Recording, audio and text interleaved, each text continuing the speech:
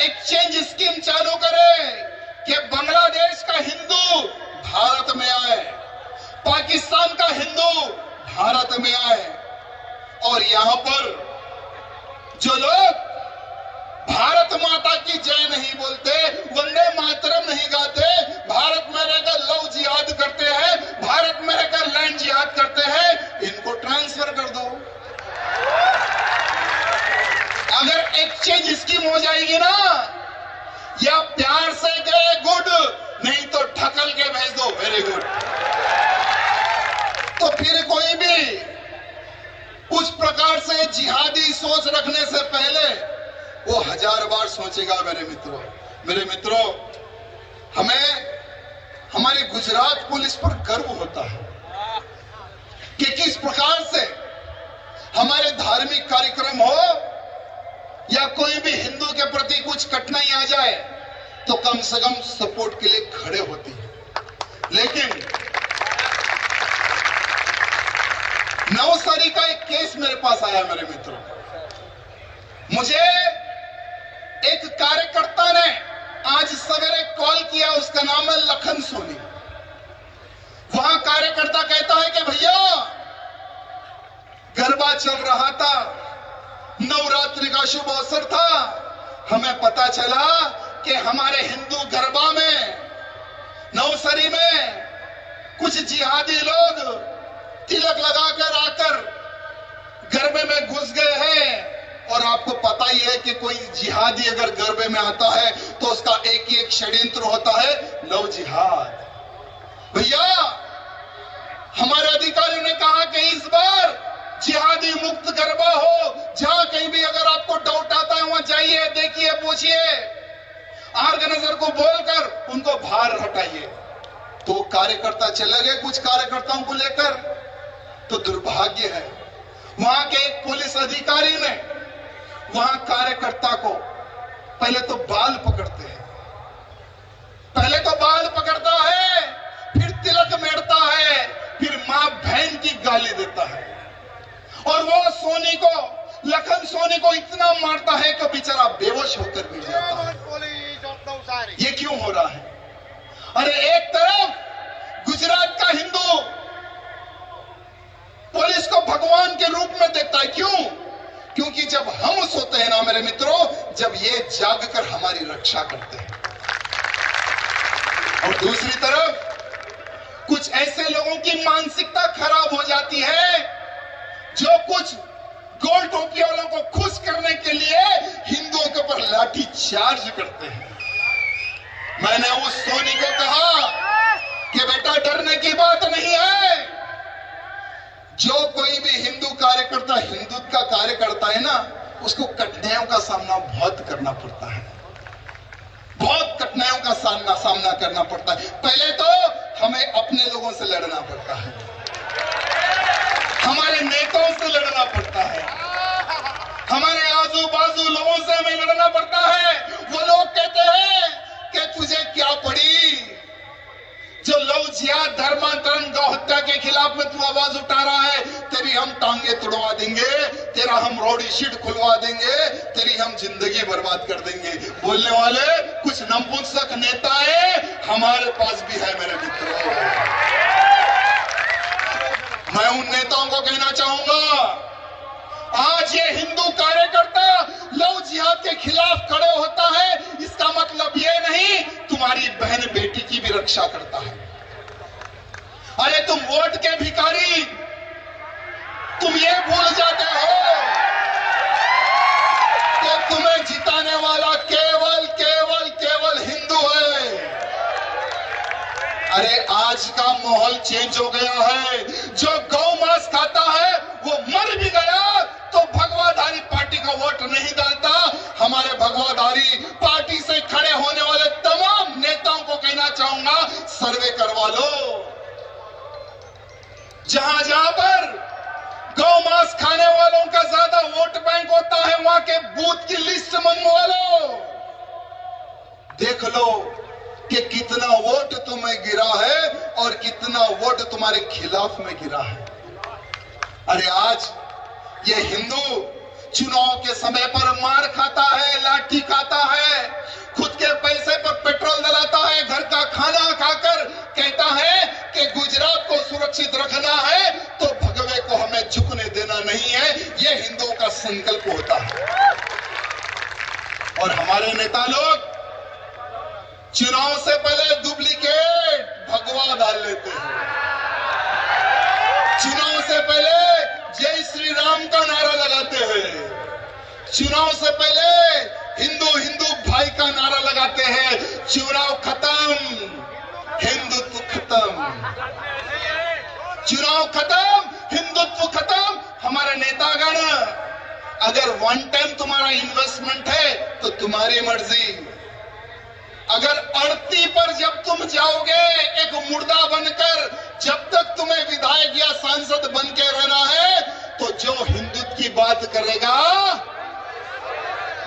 जो हिंदुत्व की बात करेगा, हिंदू उसी को वोट देगा। यहां अब चेंज हो गया है, वातावरण बदल चुका है।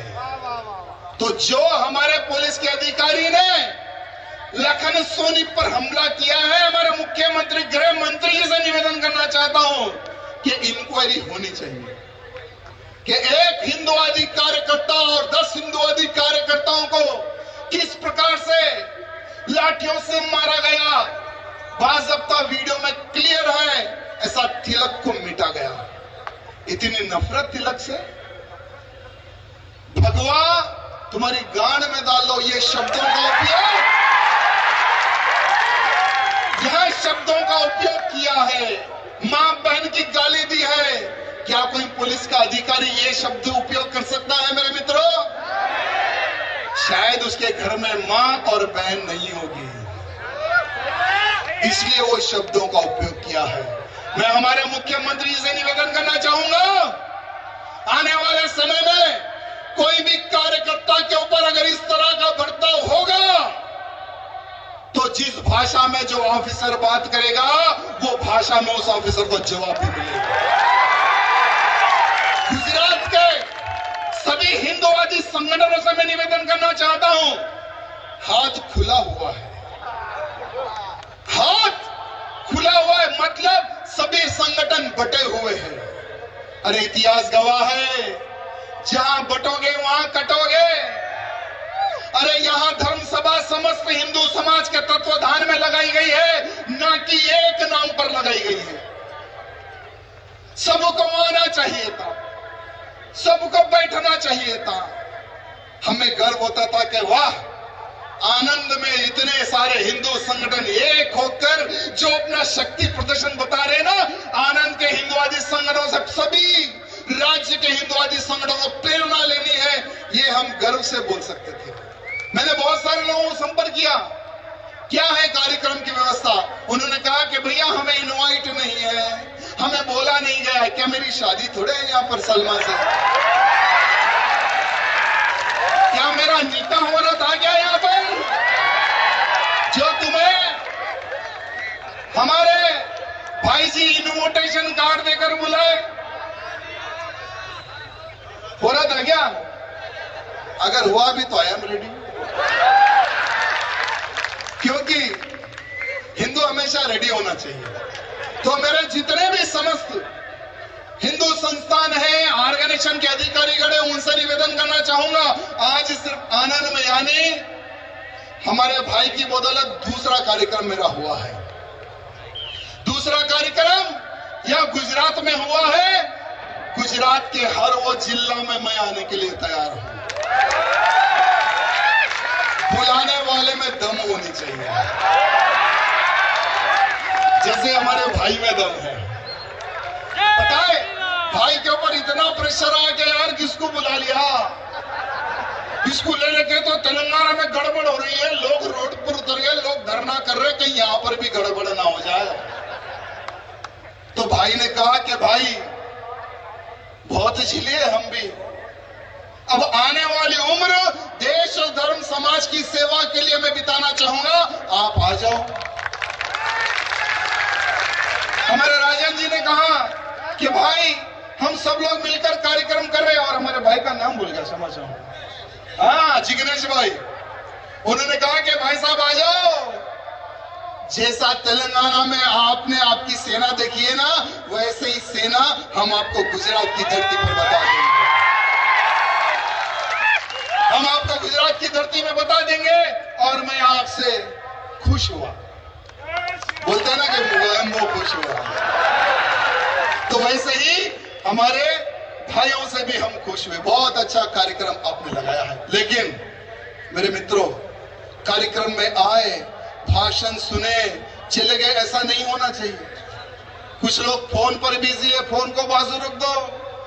कुछ ही दिन पहले जामनगर में नारे लगे हैं, कुछ ही दिन पहले जामनगर में नारे लगे हैं।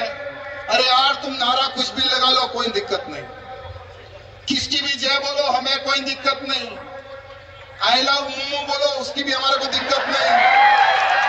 लेकिन सर तन से जुदा के जो तुम लोगों ने नारे लगाए हैं, तो सर किसका काटोगे?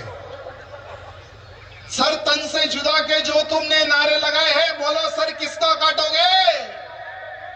क्या हिंदू का सर क्या बकरे की गर्दन समझ रहे हो क्या?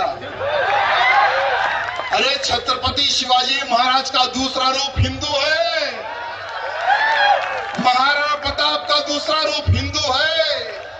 एक समय था एक गाल दो, दूसरा गाल भी दे दो। अब समय बदल चुका है। गाल पर हाथ आने से पहले हाथ कट के गिर जाता है। आज का हिंदू क्या है? आज का हिंदू ये है। और ये परशुराम का भाला लेकर घूमने वाला हिंदू है। वो समय गया जब हिंदू दो गाल देता था। अब का हिंदू है, देश धर्म समाज की रक्षा के लिए प्राण दे भी सकता है और प्राण ले भी सकता है। मेरे मित्रों, आज का हिंदू वो है। मेरे मित्रों, आज मैं किसी को यहां पर काम देने के लिए नहीं आया हूं। लोग डरने की आवश्यकता नहीं है, खास करके हमारे पुलिस भाई डरने की आवश्यकता नहीं। हम कुछ नहीं बोलेंगे। देखिए, जहां जो बोल रहा है ना, वहां तो बोलना पड़ेगा ना। मैं हमारी पुलिस को धन्यवाद देने के लिए आया हूं आपके गुजरात में, क्योंकि एक मुल्ले को हमारी गुजरात की पुलिस ने पकड़ा था। वो मुल्ले का नाम देखिए, सोहेल अबू बकर।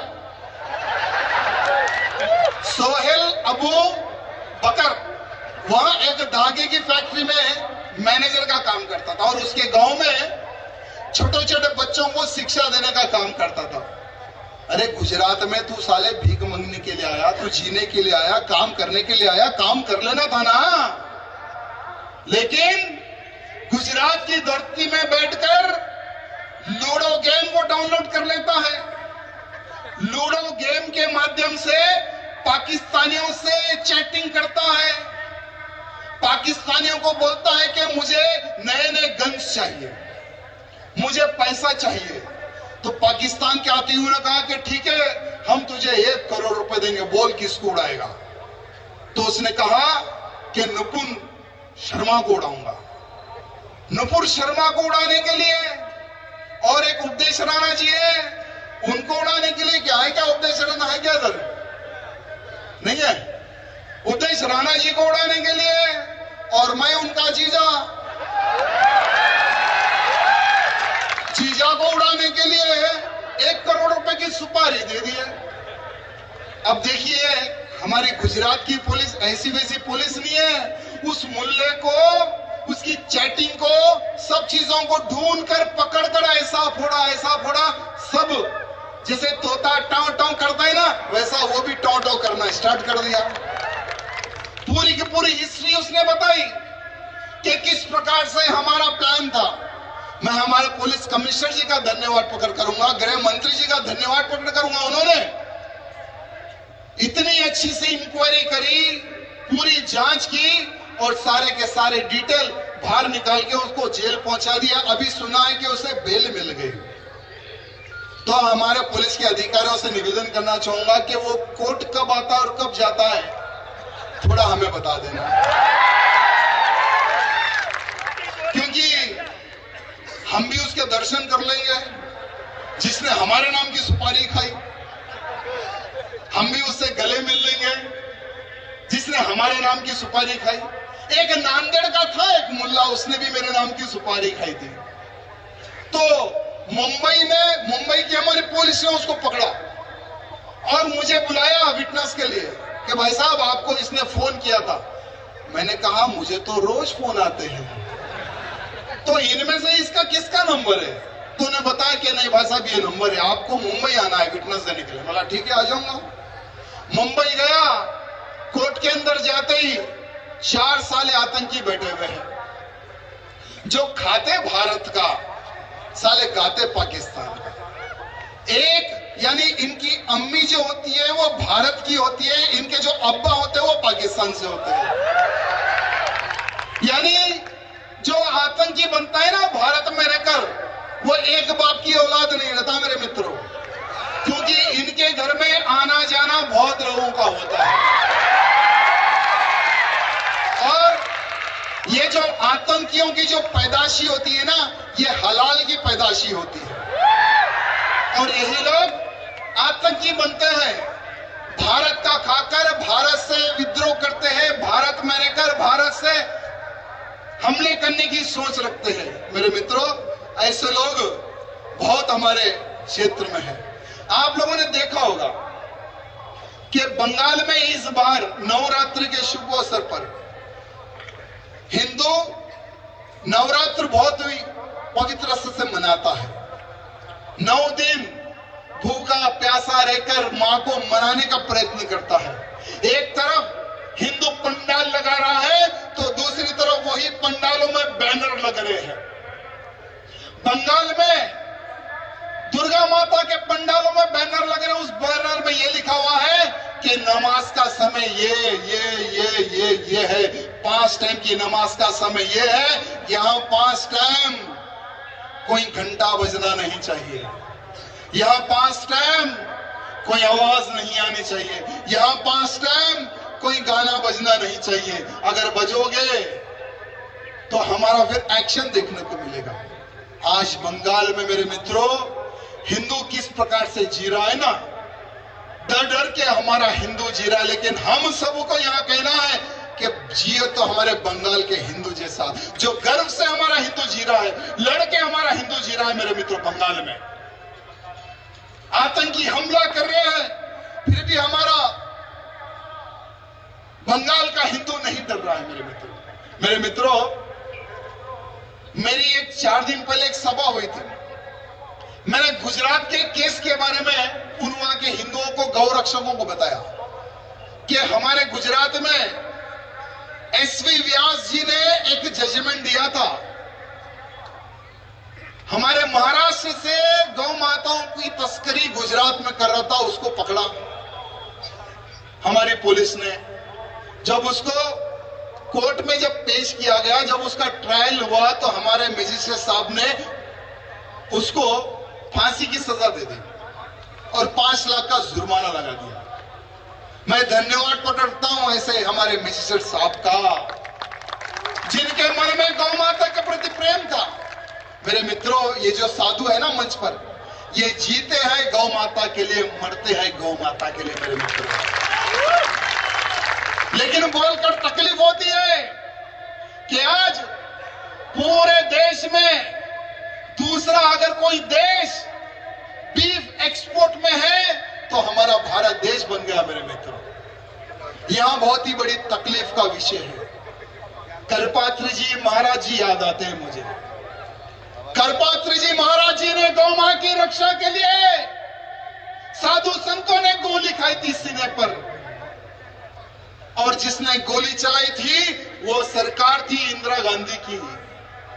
साधुओं ने ऐसा श्राप दिया, और जिस दिन साधु संतों पर गोली चली, गौपाष्टमी का दिन था। मेरे मित्रों, साधु संतों ने श्राप दिया, जैसा आज हम मर रहे हैं वैसे ही तू मरेगी। गौ माता का श्राप और साधु संतों का श्राप कभी खाली नहीं जाता। मेरे मित्रों, आज पीढ़ी पीढ़ी समाप्त हो रही है। तो हमारे भारत में आज हम गौ माता की पूजा करते हैं। आज लाखों की संख्या में गौ माता के बच्चे अगर मर जाएंगे, कट जाएंगे, तो आने वाले समय में हम गोबर का लीप कैसे करेंगे? गौरी गणेश को हम कैसे बिठाएंगे? गौ माता के दूध से हम पंचामृत कैसे बनाएंगे? कैसे हमारे भगवान कृष्ण जी को, राम जी को भोग चढ़ाएंगे? इसलिए गौ माता को राष्ट्र माता का दर्जा मिले, यह हमारे प्रधानमंत्री मोदी जी से निवेदन है मेरे मित्रों। यह मेरा निवेदन है, क्योंकि गाय अगर इस संसार में नहीं बचेगी तो धरती भी नहीं बचेगी, ना ही हिंदू बचेगा। मेरे मित्रों, इस बार लाल किले से प्रधानमंत्री मोदी जी ने एक बहुत अच्छा संदेश दिया है जनसंख्या के ऊपर। आज जिस प्रकार से भारत में एक स्कीम चल रही है, हम 5 हमारे 50, हम 5 हमारे 50 की स्कीम चल रही है, और हिंदुओं ने एक स्कीम अपनाई है, हम 2 हमारा 1। हम 2 हमारा 1 की स्कीम में हिंदुओं का क्या होगा, एक बार विचार करना। हमारे अमित शाह जी ने परसों एक भाषण दिया। अमित शाह जी ने एक बहुत अच्छा डिटेल में कहा कि 1951 में हिंदुओं की संख्या 84% थी, 1971 में हिंदुओं की संख्या 82%, 2% कम हो गई। साथ ही साथ 1991 में हिंदुओं की संख्या 81%, फिर कम हो गई। वैसे ही 2011 में हिंदुओं की संख्या 79% और कम हो गई।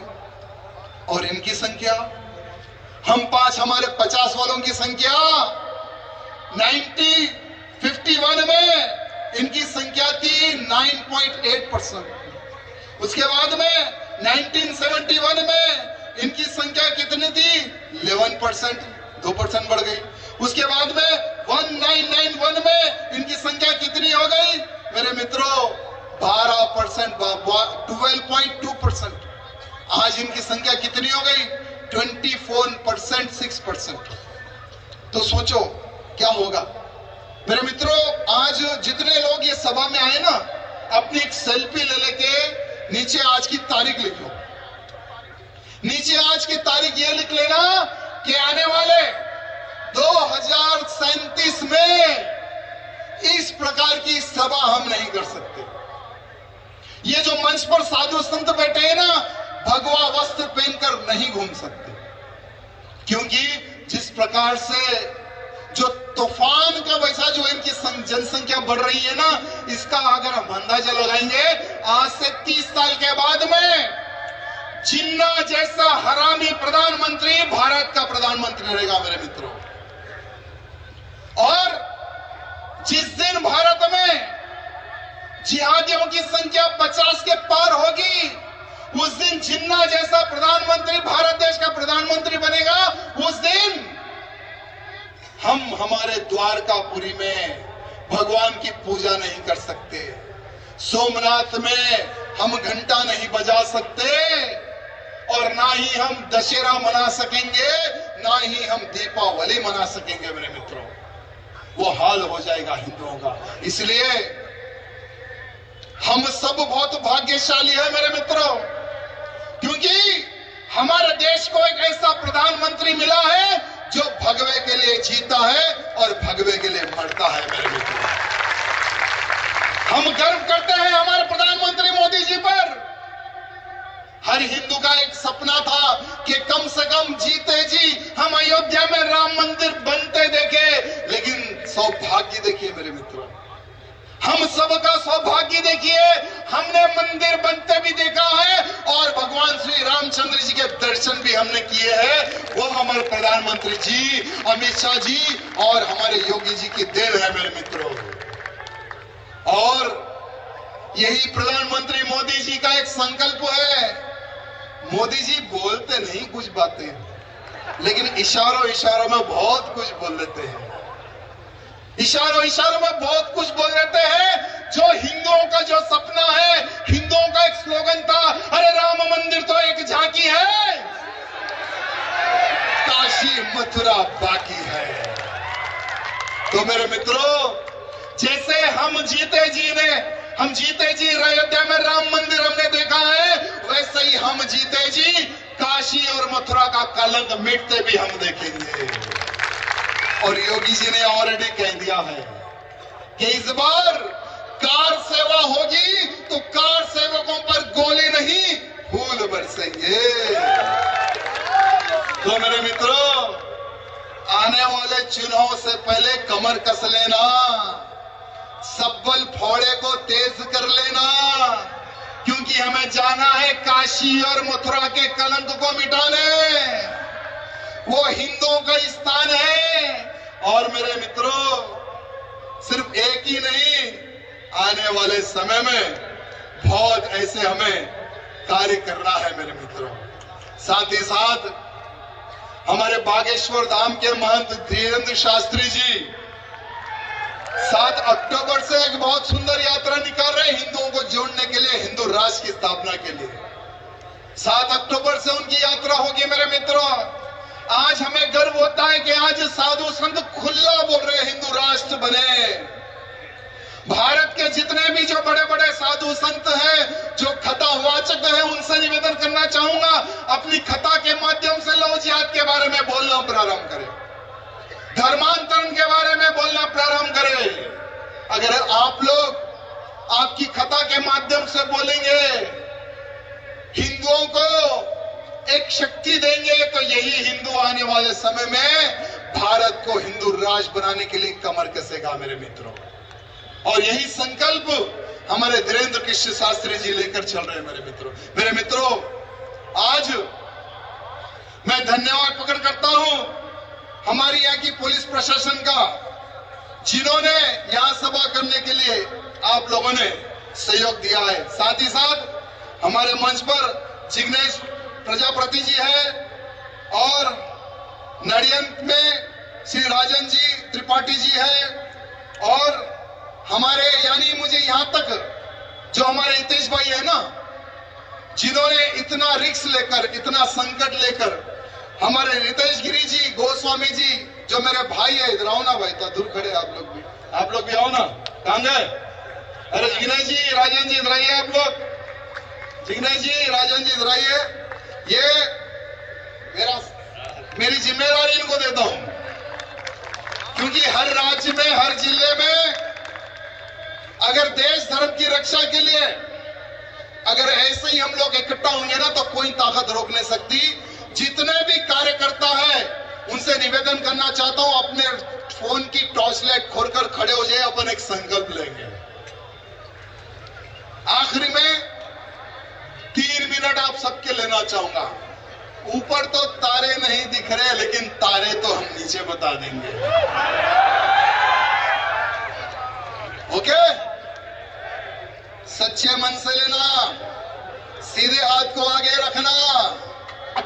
मैं आज ये संकल्प लेता हूं, जब तक जीवित रहूंगा देश धर्म समाज की सेवा करते रहूंगा। मैं जब तक जीवित रहूंगा मेरे परिवार की रक्षा, मेरे परिवार की सेवा करता रहूंगा। मैं जब तक जीवित रहूंगा भारत में टूटे 40,000 मंदिरों को पूर्ण वापस ना लूं, मैं शांत नहीं बैठूंगा। लव जिहाद, धर्मांतरण, गौ हत्या पर पूर्ण रूप से प्रतिबंध नहीं लगा दूं, मैं शांत नहीं बैठूंगा।